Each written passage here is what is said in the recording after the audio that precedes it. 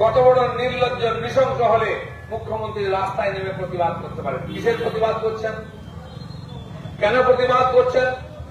যদি আপনার সত্যকে উদ্ঘাটন করার ইচ্ছা থাকতো, রাতারাতি অর্ডার দিয়ে যে ঘরটিতে মার্ডার ধর্ষণ হয় সেটা ভেঙে দিচ্ছিলেন কেন? তথ্য লোপাট করার জন্য। তাও পারেননি, সিবিআই আটকেছে। এবার কি করছেন? যখন দিনের দিন আন্দোলন হচ্ছে, আটকাতে পারছে না, পুলিশ ভয়ে আসছে না।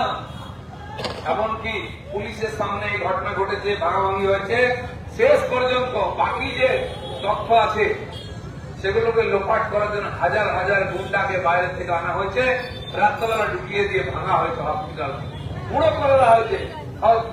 তার যেটা কি বলে স্বাগত কক্ষ আছে, ডাক্তাররা বসেন, আউটডোর, এমনকি 3 তলায় যেখানে ঘটনা হয়েছে সেখানে গুন্ডারা পৌঁছে গেছে, ভেঙে ধ্বংস করে দেবে যাতে কোনো তথ্য না পাওয়া যায়। এরা কারা?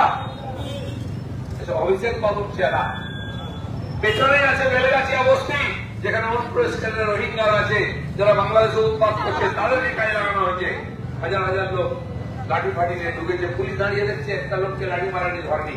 আর আপনি রাস্তায় আন্দোলন করতে যান, রেলে করে চলে আসছে।